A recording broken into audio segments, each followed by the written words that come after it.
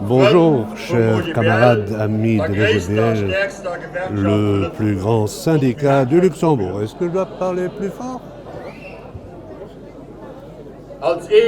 Donc, comme étant un des vice-présidents de l'EGBL et en tant que président du plus grand syndicat des cheminots à Luxembourg, je vous souhaite la bienvenue pour notre fête du 1er mai dans l'abbaye de Neumünster. Mais je voulais aussi vous dire que, personnellement, je suis un peu triste que cette année, nous n'ayons pas pu organiser un cortège de plusieurs kilomètres.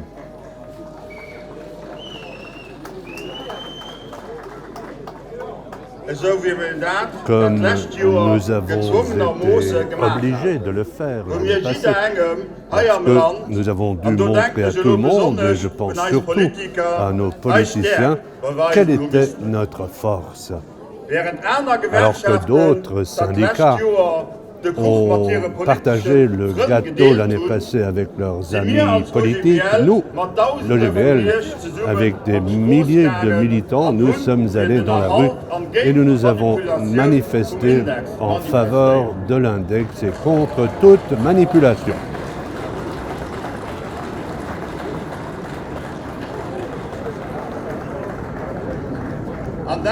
Et cela avec un grand succès, comme il s'est avéré à la fin.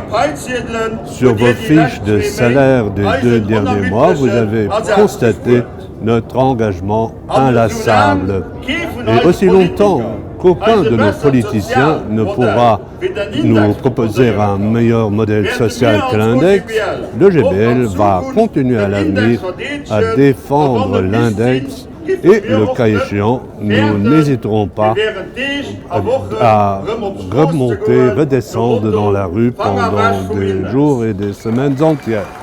Pas de touche à l'index.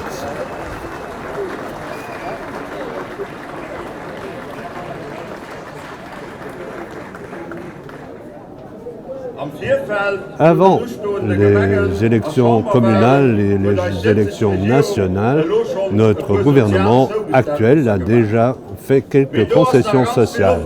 Mais il reste toutefois bien des marges. À nos yeux, il est clair qu'il faudra en rajouter si on veut mériter nos votes.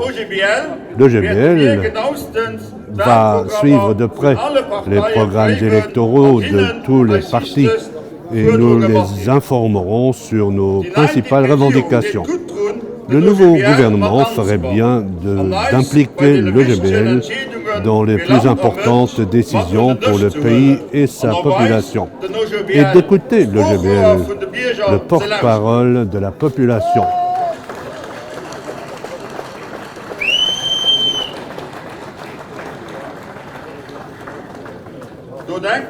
Et en tant que cheminot, je pense particulièrement aux négociations salariales dans le domaine public, la manière par laquelle les négociations se sont déroulées au cours des dernières années.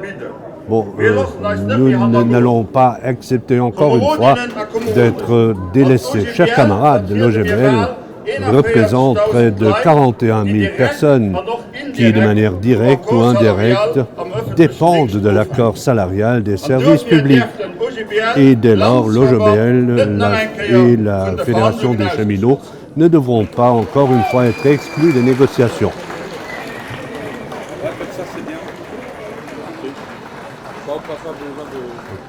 Ça va. Chers camarades, en fait, je voulais seulement vous souhaiter la bienvenue. Cela doit surtout être une fête du 1er mai, donc je vais m'arrêter là, sinon ce sera quand même trop long. Je vous souhaite une belle journée et je passe la parole à la présidente de l'EGBL, Nora Bach. Merci.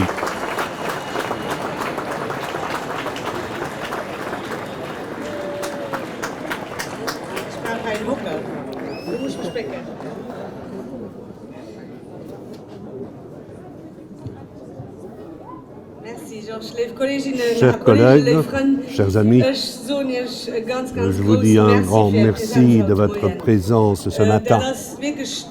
C'est un signal et cela veut dire quelque chose. Comme Georges l'a dit, nous ne sommes plus dans le même scénario que l'année passée, où nous étions dans un conflit avec le gouvernement et avec les autres partenaires sociaux à Luxembourg. Nous ne le sommes pas. Ou peut-être quand même encore, un peu. Bon, et nous savons pourquoi il en est ainsi, chers collègues, parce que nous nous sommes imposés et parce que lors du dernier 1er mai, nous avons connu un énorme succès et nous avons fait opposition, à la table des négociations dans les entreprises et dans la rue. Et cela nous a menés au succès. Et je vous en remercie, chers collègues.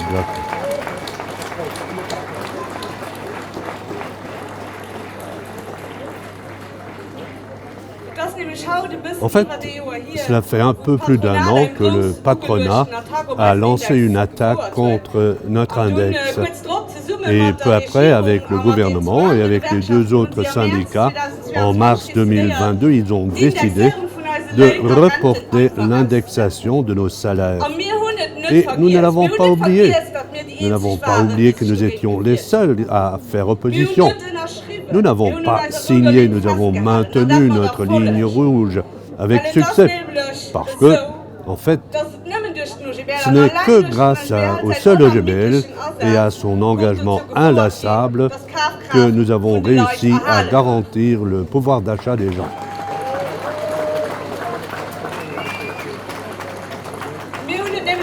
Nous avons réussi à ce que quelques mois plus tard, en septembre de l'année passée, on a décidé de rétablir un fonctionnement normal de notre index et en mars de cette année, les partenaires sociaux sont allés plus loin et ils ont formellement sécurisé l'index pour l'avenir et c'est très important et quand même l'index n'était pas le seul sujet de la tripartite en mars 23 et en septembre 22.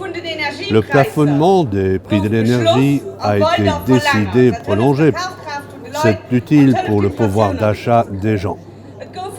Il y a eu d'autres mesures importantes qui ont été prises, les aides supplémentaires dans le logement et dans la transition écologique et surtout, chers collègues, c'est sur la pression des syndicats qu'enfin le barème fiscal a été une première fois adapté à l'inflation. Ce n'était pas suffisant, mais c'était quand même un pas important. Tout cela, chers collègues, n'aurait pas été possible sans votre engagement, sans notre courage et sans notre engagement de l'année passée. Tout cela n'est que le résultat de notre engagement commun. Et aujourd'hui, nous sommes un parti renforcé par cette période. Nous avons été attaqués un peu de partout.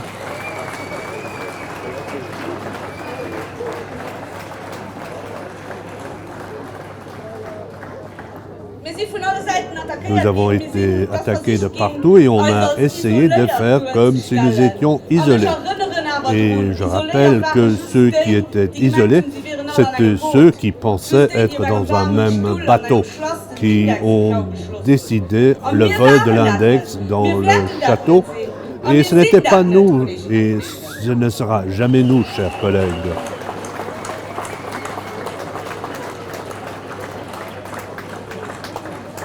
Et aujourd'hui, en ce 1er mai, le jour du travail, nous sommes ici pour confirmer à tous les salariés actifs et retraités, même si nous avons obtenu beaucoup de résultats, c'est quand même important d'être ici aujourd'hui.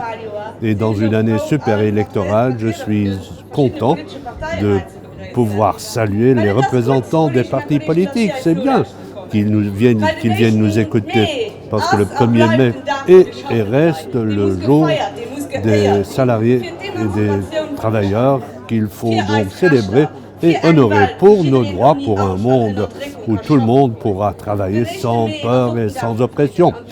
Le 1er mai est aussi le jour de la paix, c'est d'autant plus important en ce jour où nous avons une guerre en Europe. Chers collègues, le 1er mai est aussi une journée internationale, sans limite nationale. Et pour nous aussi, c'est important parce que nous savons que près de la moitié des salariés du pays sont des frontaliers. Où nous avons, dans tous les secteurs, nous dépendons du fait que des milliers de frontaliers fassent des kilomètres tous les jours pour venir travailler chez nous. Comme nous l'avons vu pendant Covid, à quel point nous serions perdus si les frontaliers ne venaient pas travailler. Nous avons un manque de personnel extrême, ce qui nous a montré notre dépendance. Et quand même, nous sommes tous les jours confrontés à des décisions politiques pour les plus de 200 000 salariés qui ont participé à la création de notre richesse et qui les discriminent. Les bourses d'études, les maisons de relais gratuites, les manuels scolaires gratuits, les cantines gratuites, différences au niveau de l'imposition, différences au niveau du télétravail. Voilà quelques exemples de ces discriminations auxquelles les frontaliers sont toujours exposés. Et là, chers collègues français, je m'adresse particulièrement à vous ce matin. Vous qui êtes venus au rassemblement du 1er mai de l'OGBL ce matin, avant d'aller ensuite manifester en France. Donc, manifester contre cette réforme des retraites.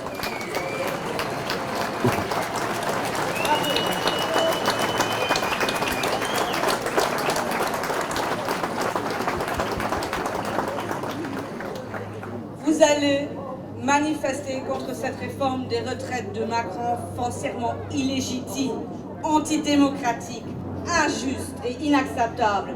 Et oui, l'OGBL est solidaire avec le Front syndical en France. Nous l'avons été dès le premier jour. Nous sommes présents depuis le premier jour de la lutte et nous le serons avec vous jusqu'à la victoire.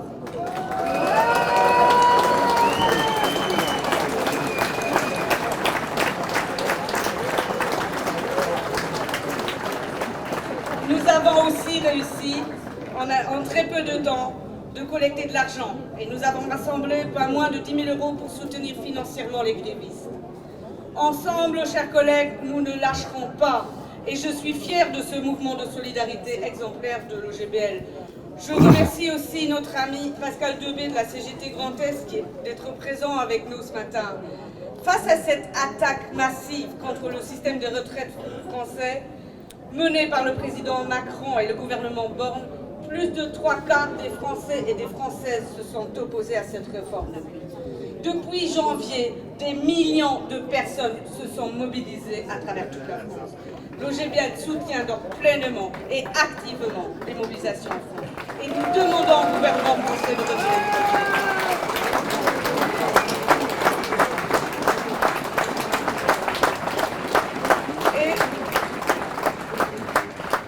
Chers collègues, il s'agit aussi pour nous au Luxembourg de mettre en garde le patronat luxembourgeois et tous ses alliés politiques. Une attaque contre le système de pension luxembourgeois entraînerait dans tous les cas la même réaction à celle des salariés français et de leurs syndicats.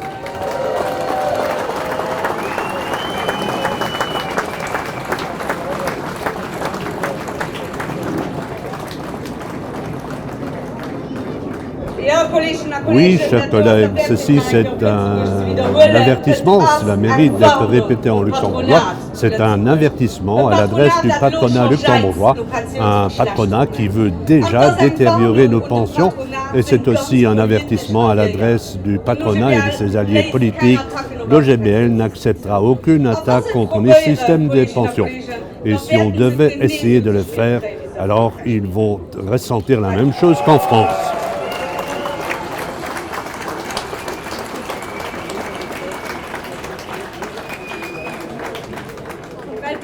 C'est le contraire qui doit se passer. Nous avons besoin de meilleures rentes. Nous ne pouvons pas nous permettre, en tant que pays riche que nous sommes à Luxembourg, nous ne pouvons pas accepter que le risque de pauvreté augmente. Est-ce que c'est possible que des gens qui ont travaillé pendant toute leur vie ne puissent pas bénéficier d'une pension qui leur permette de s'en sortir ou de joindre les deux bouts? Nous ne voulons pas de cela.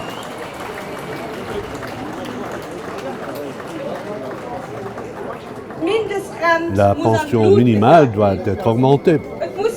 Il faut aussi redresser tous les points qui ont été gâchés lors de la dernière réforme des pensions en 2012. Chers collègues, nous ne voulons pas seulement vieillir, nous voulons vieillir avec une bonne santé, dans la dignité. Et notre système des rentes doit être amélioré et non pas détérioré. Et nous voulons aussi rester en bonne santé au travail, pas seulement dans la pension. Et c'est louable si la politique s'occupe beaucoup de la prévention de la santé. D'après la devise, mieux vaut prévenir que guérir. Mais nous avons une bonne idée pour faire en sorte que les gens deviennent moins malades. Il faudrait faire en sorte que les gens ne deviennent pas malades par le biais de leur travail.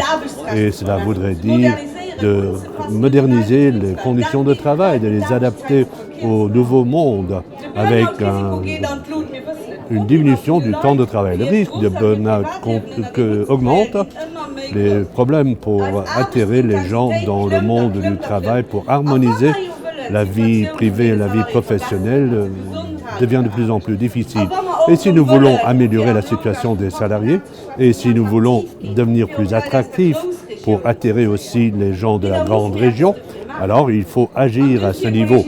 Et pour cela, chers collègues, nous avons besoin d'une réduction du temps de travail sans perte salariale.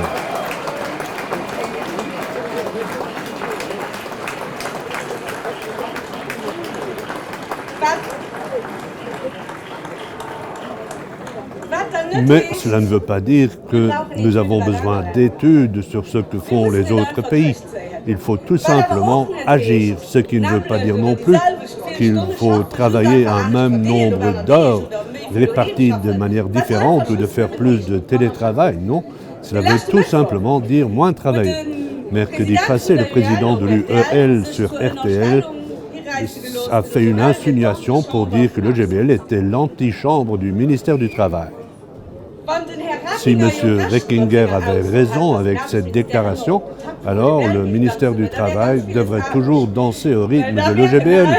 Et alors les choses seraient différentes. Alors toutes les réformes promises dont nous avons besoin sur la loi sur les conventions collectives, sur le plan de maintien dans l'emploi, sur les faillites, sur les plans sociaux, sur le droit à une formation et à une formation continue professionnelle, tout aurait été lancé, mais rien ne s'est passé. Et on peut se demander si M. Reckinger a vu quelle est la réalité politique dans ce pays.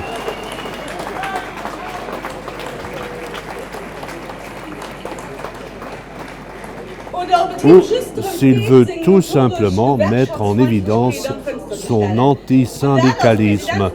Et ça, en tant que président de l'UEL, est-ce que c'est la forme de dialogue social que l'UEL souhaite? Parce qu'il faut le savoir,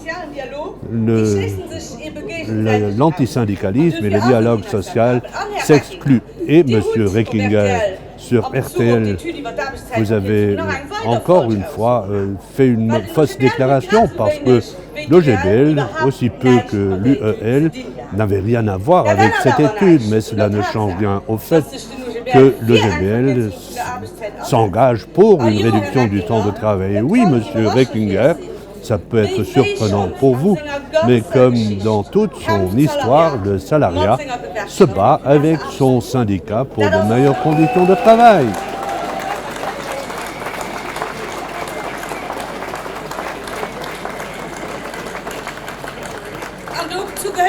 Et là, il y a aussi la loi, le combat pour une réduction du temps du travail, pour avoir plus de temps pour leur permettre une meilleure vie. Et notre engagement syndical contre le patronat et le capital, chers collègues, le patronat et le capital qui aujourd'hui, comme hier et comme demain, vont, dans la mesure du possible, essayer de s'accaparer le temps des salariés. Et cet engagement va rester le même, avec ou sans des études, quel que soit le nom du ministre du Travail ou quel que soit les partis qui font partie du gouvernement. Et encore un mot sur la réduction du temps de travail. c'était un instrument, bon, le meilleur instrument, ce serait une réduction du temps de travail. Et à côté de cette loi, l'instrument des conventions collectives qui rend possible d'adapter le temps de travail aux conditions des entreprises reste la voie royale. Et cette loi sur les conventions collectives, chers collègues, c'est une des lois les plus importantes où rien ne s'est passé. Parce qu'ici, il est question de justice et d'équité sociale. Ici, il est question de la redistribution de la richesse créée, de la question des salaires, chers collègues. Et le calcul est facile. Là où nous avons des conventions collectives, nous avons de meilleurs salaires. Nous avons besoin de beaucoup de conventions collectives, des conventions sectorielles en faveur de meilleures conditions de travail et de salaires des salariés. Et pour cela, nous avons aussi besoin d'une volonté politique. Parce que pendant de longues années, rien ne s'est passé et on a toujours fait des promesses. Et je rappelle que nous devons voir maintenant quels sont les partis qui s'engagent pour une réforme de la loi sur les conventions collectives. Et parce que dans cette loi, nous avons aussi besoin d'un droit de grève auquel on s'attaque toujours. Nous avons aussi besoin d'un droit à la grève d'avertissement pendant les négociations. Un conflit qui est dans l'actualité qui prouve que cette loi doit être renforcée. C'est le dossier Cargolux. Pour rappel, c'est une firme avec un actionnariat majoritairement public où la direction a réussi à mener des négociations pendant 10 mois sans accord. La direction a toujours refusé la conclusion, malgré des résultats énormes, a toujours refusé de faire quelque chose pour une augmentation des salaires ou une garantie des travaux, des postes. Et aujourd'hui, cette direction a remis en question le droit des syndicats pour aller à la conciliation. Maintenant, ils remettent en question le fait que la conciliation s'occupe du dossier. Ils vont au tribunal. C'est une attaque contre un instrument essentiel du dialogue social à Luxembourg. C'est inacceptable.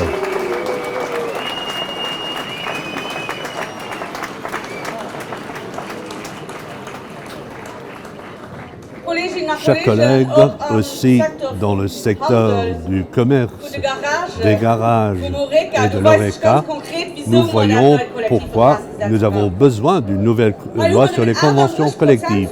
38% seulement des gens qui travaillent dans le commerce, 21% des salariés du secteur de l'ORECA sont couverts par une convention collective. Et à côté du fait que c'est mauvais de travailler dans de telles conditions de travail, nous sommes loin de ce que la Commission européenne prescrit pour une couverture de 80% avec des conventions collectives. Pour cela, nous avons besoin de cette loi et même si l'OGBL, grâce à votre engagement, a réussi au cours des dernières années à conclure de nombreuses nouvelles conventions collectives qui concernent plus de 1000 salariés, nous avons quand même enfin besoin d'une obligation de négocier sectorielle parce que ce n'est pas possible que le patronat du secteur de l'ORECA refuse de négocier avec nous. Dans la restauration collective, ils font traîner les négociations parce que l'obligation légale n'existe pas. Dans son programme de coalition, le gouvernement a promis une réforme, mais rien n'a été fait. Et une autre loi où quelque chose doit se passer, c'est la loi sur le travail par plateforme. Là aussi, il faut dire que le patronat est d'un autre avis, mais la réalité est d'avis, et celle que nous avons déjà plus de 2000 personnes à Luxembourg qui travaillent pour des plateformes de livraison et qui sont exploitées en tant qu'indépendants fictifs. Ils travaillent 60 à 70 heures par semaine pour arriver au salaire minimum, sans congé payé, sans assurance sociale, sans droit à une délégation personnelle, sans convention collective. Ceux qui sont malades doivent quand même travailler au risque de ne pas être payés. Et il faut que cela s'arrête. Nous avons rapidement besoin d'une loi à ce niveau.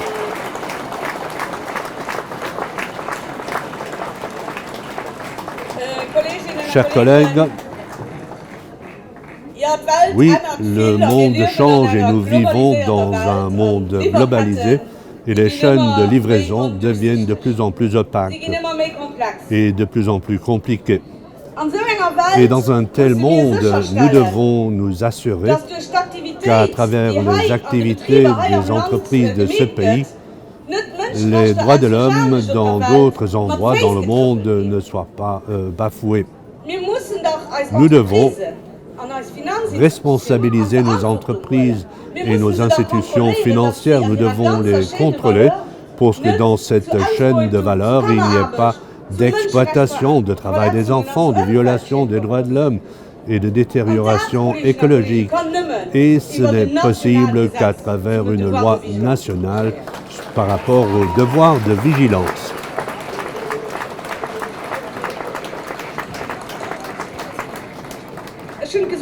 Je l'ai déjà dit, nous avons une période difficile derrière nous. Les salariés actifs, les retraités, les familles qui sont les victimes des crises que nous vivons. Et malheureusement, c'est toujours comme ça, toujours dans l'histoire, les pertes, on essaye de les faire payer par les gens. Dans les années 80, nous avons eu une détérioration sociale comme réponse à la globalisation. Ensuite, nous avons eu la politique d'austérité en réponse à la crise économique mondiale. Maintenant, nous avons les pertes du pouvoir d'achat comme réponse à la crise énergétique.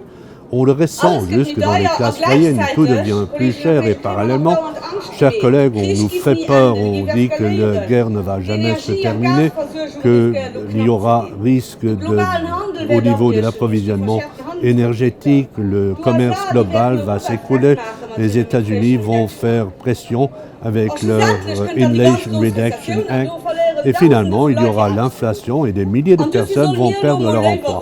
Et pour cette raison, il faudrait rester calme et être content de pouvoir travailler tous les jours. Chers collègues, nous l'avons toujours dit pendant la tripartite, mais nous l'avons toujours dit, nous ne sommes pas dans une récession. De plus en plus d'experts disent qu'il n'y aura pas de récession de sitôt. Et il faut donc cesser d'avoir peur face à cette pression. Un secteur où on dessine des nuages particulièrement noirs, c'est celui de l'industrie. Donc après l'annonce catastrophique que nous avons vécue, et on nous a pris à froid quand les actionnaires ont seulement essayé de maximiser les profits chez Dupont et Husky.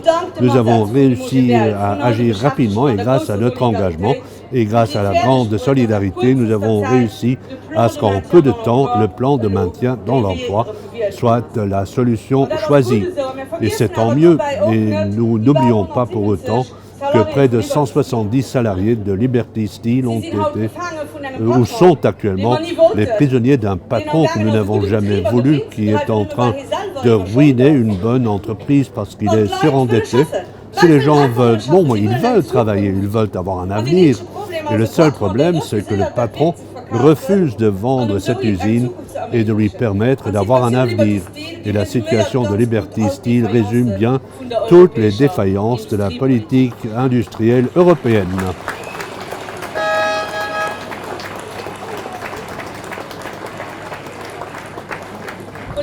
Chers collègues, le gouvernement et la FEDIL ont confirmé que le secteur n'est pas dans une crise généralisée.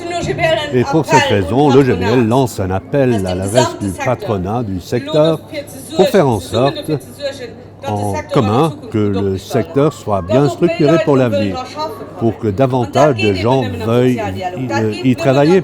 Ce n'est possible que dans le dialogue social, si on prend les syndicats au sérieux, si on les implique, et nous voulons que les entreprises soient responsabilisées. Toutes les aides publiques et les subventions qu'elles obtiennent doivent être liées à des contreparties. Nous ne voulons pas de chèques en blanc pour des investisseurs qui par la suite licencient des gens. Chers collègues, une industrie verte et digitale de l'avenir que nous voulons tous ne peut exister qu'avec de bons emplois et cela n'est possible qu'avec nous et pas sans nous. Et un autre secteur où on fait de la pression, c'est celui de la construction. Nos collègues sont actuellement dans des négociations collectives très difficiles. Le secteur est dans une situation spéciale, mais là encore, il ne faut pas parler d'une crise généralisée. Mais encore une fois, le patronat essaye avec son catastrophisme de faire traîner les négociations et de saboter toute discussion sérieuse. La semaine passée, nous avons posé un ultimatum au patronat. À défaut de propositions sérieuses, notre syndicat de la construction et de l'artisanat a décidé de lancer des actions syndicales pour enfin améliorer les salaires et les conditions de travail des plus de 20 000 salariés du secteur.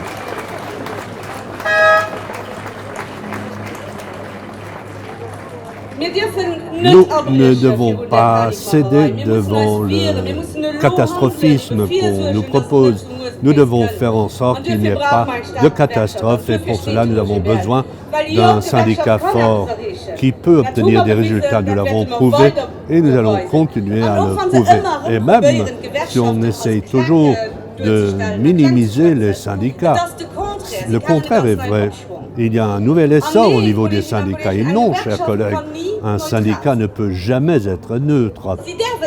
Il n'a pas le droit de l'être pour faire un travail sérieux, pour s'engager dans l'intérêt des salariés. Et si un petit syndicat corporatiste qui n'a même pas la représentativité sectorielle du secteur financier veut maintenant dire aux gens qu'ils seront présents dans tous les secteurs à la recherche de délégués neutres, parce qu'eux-mêmes seraient neutres, alors ils ont prouvé par là qu'ils n'ont pas compris ce que c'est qu'un syndicat.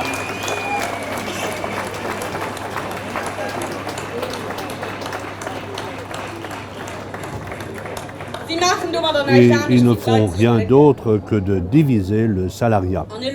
Et maintenant, chers collègues, un an avant les élections sociales, un an avant que dans toutes les entreprises et pour la Chambre des salariés, nous ne procédions, nous mettrons notre croix sur la liste de l'EGBL, c'est regrettable de perdre autant d'énergie et de temps pour se combattre entre nous, plutôt que d'essayer de regrouper toutes nos forces dans un syndicat unique dans l'intérêt du salariat.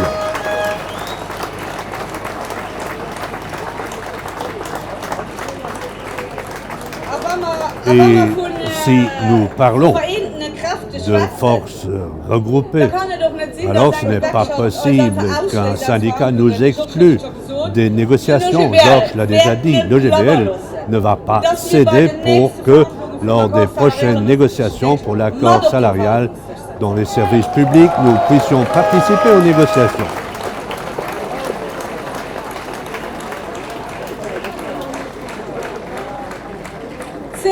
Des dizaines de milliers de salariés dépendent de cet accord de manière directe dans des secteurs où l'EGBL et la Fédération des cheminots sont largement majoritaires, les salariés de l'État et des communes, dans le secteur de la santé, dans le secteur social, au chemin de fer, sans oublier les milliers de fonctionnaires avec une tendance à la hausse organisée chez l'EGBL, par exemple dans l'enseignement ou au niveau de la police. C'est inacceptable que l'EGBL soit exclu des négociations. Avec l'EGBL, il n'y aurait pas eu de règle 90, 90, 90, 80, 90. Donc il faut que la revalorisation de la carrière inférieure soit maintenue avec une augmentation globale de 5% dès le départ au niveau des points. Oui, chers collègues, aussi dans notre joli pays riche et privilégié, au Luxembourg, il y a toujours beaucoup d'injustices, des gens qui ne peuvent pas s'en tirer, jusque dans les classes moyennes qui sont confrontées à des problèmes du pouvoir d'achat. Malheureusement, il y a de plus en plus de pauvreté, de gens qui travaillent et qui sont quand même pauvres. Nous l'avons vu que dans la zone de l'euro, nous sommes en première place au niveau des working poor. C'est triste et c'est inacceptable et il faut réagir. Chers collègues, notre salaire social minimum est en dessous ou de la somme, ou même le Statec dit que c'est un minimum pour survivre de manière décente à Luxembourg. Il est en dessous de ce que prévoit la directive européenne. Et, chers collègues, il est de loin en dessous de ce que la richesse créée doit représenter pour les personnes qui y ont participé. Et dans cet esprit, nous avons enfin besoin d'une augmentation exigée du salaire social minimum de 10%. C'est une nécessité et c'est plus que cela s'impose depuis longtemps.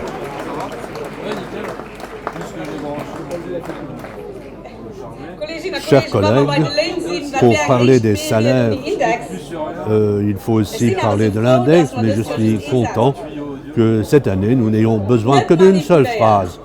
Aucune manipulation, aucun report, aucun plafonnement, pas de changement. Chers collègues, pas touche à l'index.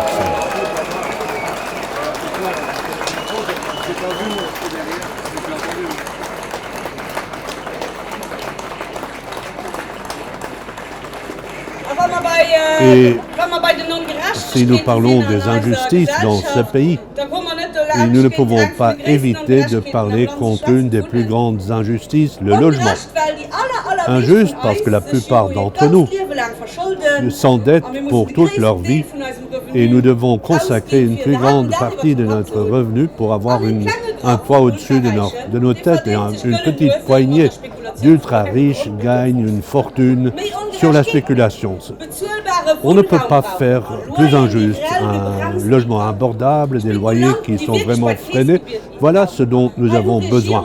Ici, les gouvernements se sont succédés et ont échoué. Nous n'accepterons pas cela pour la suite.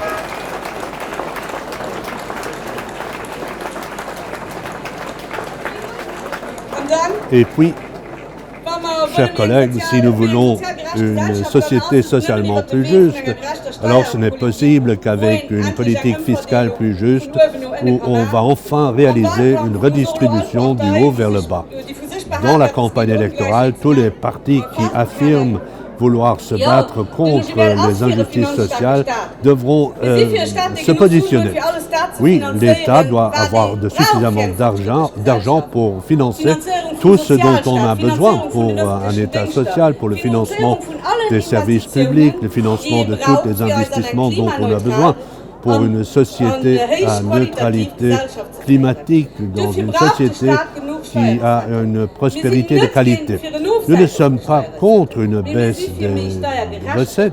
des impôts, nous voulons une plus grande justice fiscale.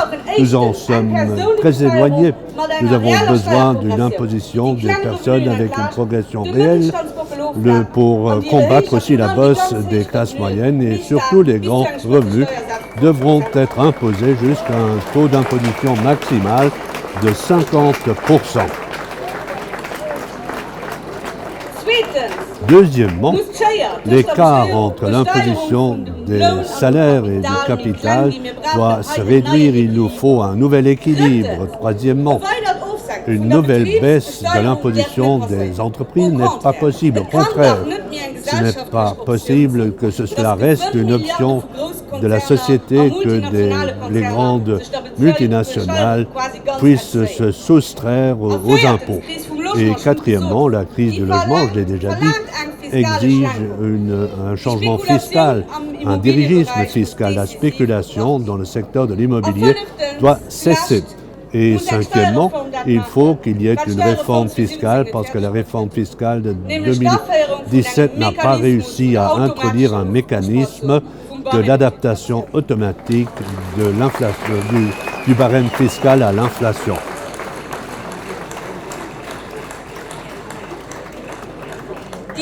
La progression froide, je l'ai déjà souvent dit, a fortement frappé le salariat et maintenant l'OGBL a réussi à la tripartite que 2 tranches de l'index, 2 tranches et demie, soient tenues en compte dans le barème fiscal, mais il en manque encore 4,5 et à la fin de 2023, ce sera 5,5. Donc avec un salaire moyen de 5 000 € brut par mois, la progression froide continue à bouffer 1646 € net par an. En 1996, c'était Jean-Claude Juncker, en 2012, Luc Frieden, qui ont à l'époque liquidé l'adaptation automatique du barème fiscal à l'inflation. Maintenant, il faut y mettre un terme. Chers collègues, les inégalités n'existent pas seulement dans le monde du travail, mais commencent déjà beaucoup plus tôt, nous le savons. Malheureusement, nous avons un système de l'éducation en Luxembourg qui renforce les inégalités et qui les met en héritage. Le ministre de l'Éducation renforce en bon libéral les inégalités avec la concurrence entre les écoles. La profession de l'enseignant doit devenir plus attractive et on ne doit pas les brader comme avec une formation avec des carrières transversales. On ne peut pas brader les diplômes pour que les salaires deviennent moins bons. Cela se fait au détriment de la qualité. Et l'OGBL s'adresse aussi contre une prolongation de l'obligation scolaire qui ne ferait que, à partir de 16 ans, les jeunes qui ne veulent plus aller à l'école, qui ne peuvent plus s'enterrer avec le système actuel, donc ils restent pendant 2 années supplémentaires dans une crèche privée. Nous voulons un monde où les jeunes ont le choix de faire leur propre choix.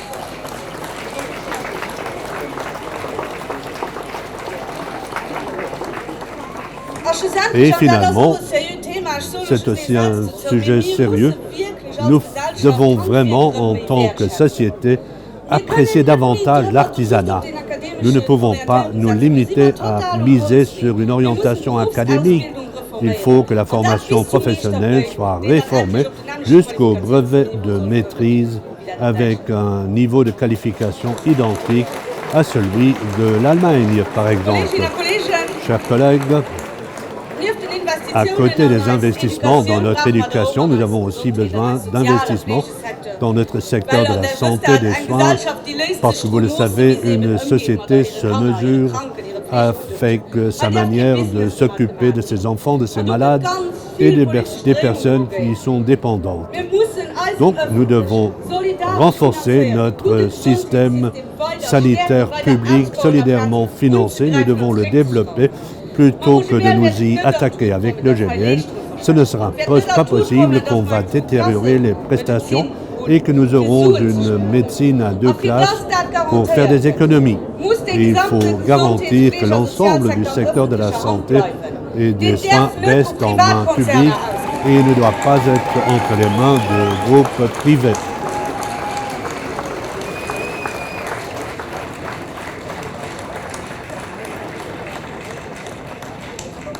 Et là aussi, nous avons le sentiment que le Conseil d'État, par le biais politique, veut avoir une influence sur la question de la discussion de l'IRM, mais là aussi, nous devons faire très attention si nous voulons que le secteur reste un secteur public. Il faut veiller au grain pour voir ce que les uns et les autres vont dire dans les programmes électoraux, parce que là aussi, il y en a qui veulent la privatisation.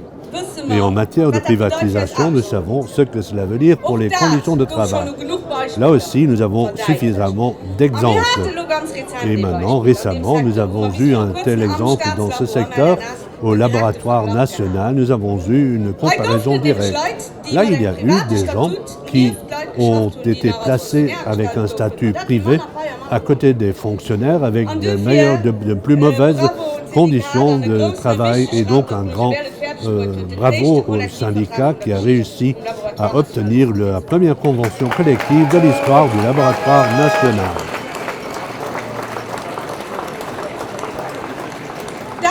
C'est aussi important pour montrer que nous n'acceptons pas que l'on s'attaque aux conditions de travail et conditions salariales à travers une privatisation. Et je le rappelle, chers collègues, nous avons applaudi il y a 2 ans pour remercier le secteur de la santé pour ce qu'il a fait. Depuis lors, rien n'a été fait. Le gouvernement n'a pas investi un seul euro de plus dans ce secteur. Et maintenant, dans le programme électoral, on va en parler. Mais maintenant, il faut faire du concret. Nous avons besoin de plus de personnel, de meilleures dotations de personnel, des dotations qui correspondent aux besoins du terrain. Là où il n'y en a pas encore, il faut déterminer des clés minimales, tant pour ce qui est du nombre des personnes, mais aussi pour ce qui est du niveau de qualification, parce que ce n'est que de cette manière que nous pouvons assurer que le patient soit bien pris en charge. Parce que si nous faisons des économies au niveau du personnel, ce sera cher pour notre santé. Nous ne pouvons pas l'accepter.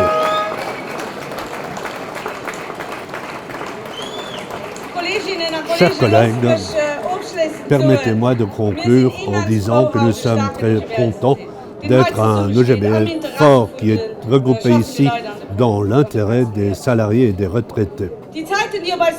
Les époques qui nous attendent ne seront pas faciles, nous le savons. Nous en sommes conscients et nous sommes prêts à nous battre le cas échéant. Personne ne doit en douter. Et c'est pour cela que nous sommes tous ici, indépendamment de quel secteur il s'agisse. C'est le 1er mai, il faut rappeler que depuis la révolution industrielle, la nécessité des syndicats n'a sans cesse été remise en question. Au début par des gendarmes étrangers, fusil à la main, et plus tard à la table de négociation. À chaque fois que cela devient délicat pour ceux qui veulent s'enrichir avec notre pouvoir de travail, avec notre force de travail, on ne cesse de répéter la même rengaine. Mais il est aussi question de la cogestion, c'est une question du poids de tout un chacun et de la collectivité. Seul, on ne peut pas faire opposition, mais on peut le faire avec un syndicat pour avoir une garantie de n'être pas seul lorsqu'on veut agir. C'est notre droit, nous en profitons.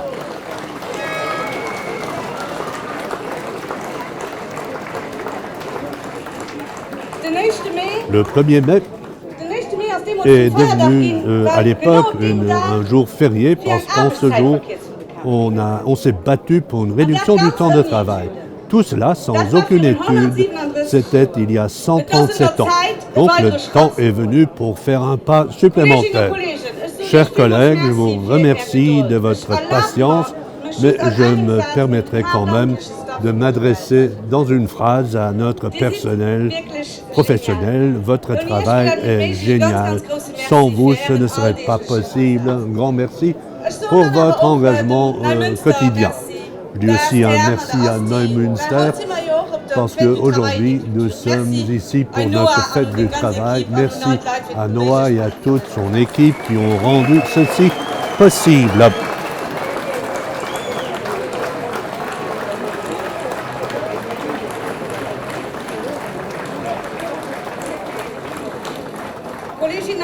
Chers collègues, et maintenant pour nous tous ensemble sur cette place, nous formons tous l'OGBL. Ensemble, nous pouvons relever tous les défis dans l'intérêt de tous les salariés, les retraités et leurs familles. Je vous dis merci, vive le 1er mai, vive l'OGBL.